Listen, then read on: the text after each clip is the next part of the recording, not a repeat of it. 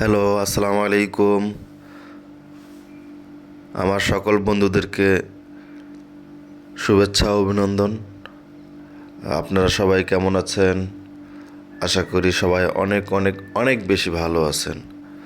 আমিও অনেক অনেক ভালো আছি। আজকে নতুন একটা ব্লগ ভিডিও নিয়ে আপনাদের সামনে হাজির হইলাম। আশা করি আপনাদের অনেক ভালো লাগবে। ভিডিওটা শেষ পর্যন্ত কন্টিনিউ করবেন। তো আজকে আমি কোথায় চলে আসছি আপনারা হয়তো অনেকেই বুঝতে পারছেন। আমি বাসা থেকে বের হয়ে অলরেডি 300 ফিটে চলে আসছি। ভাবলাম রাতের বেলা 300 ফিটের ভিউটা আপনাদেরকে দেখাই।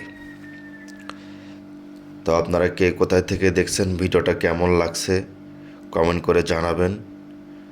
ভালো লাগলে লাইক দিবেন, শেয়ার করবেন। কাজের কথায় আসি।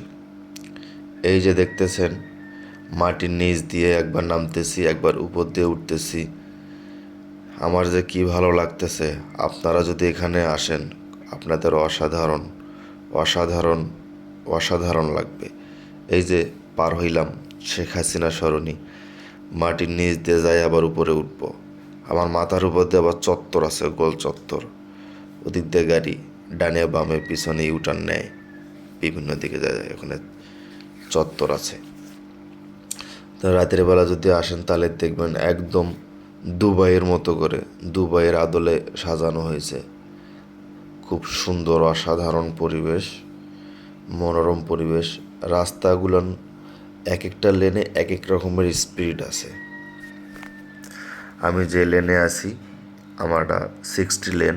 দেখেন আমি কিন্তু 60তেই গাড়ি চালাচ্ছি।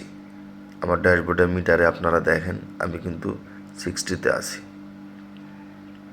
আমার পাশের লেনটা কিন্তু 80 স্পিড, ওরা কিন্তু 80তেই যাচ্ছে।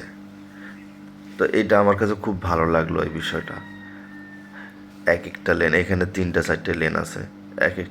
আমার বাম পাশে কিন্তু আরেকটা আছে, ওটা 40, 60, 80। 80 হলো দুইটা, 80 স্পিডের লেন দুইটা, 60 একটা, 60 স্পিডের একটা, 40 একটা, 40 স্পিডের একটা। এই 4টে লেন। ওই পাশে 4টে, আমার বামে আরও 2টা আছে, ওটা লোকাল লেন। তাহলে 4টে 2টে 6টা, 6 12টা রাস্তা। বাংলাদেশে এই প্রথম। আপনারা আর কোথাও কি দেখেছেন 12টা রাস্তা বাংলাদেশে একসাথে? আমাকে কমেন্ট করবেন ভিডিওতে। আমি এখন বামে যাব, আপনারা আমার ইন্ডিকেটার দেখে বুঝতে পারছেন আমি এখন বামে যাব। তো ভিডিওটা কেমন লাগলো লাইক কমেন্ট শেয়ার করে জানাবেন অবশ্যই অবশ্যই। আর নতুন একটা ভিডিও নিয়ে আমি আবার আসতেছি আপনাদের মাঝে।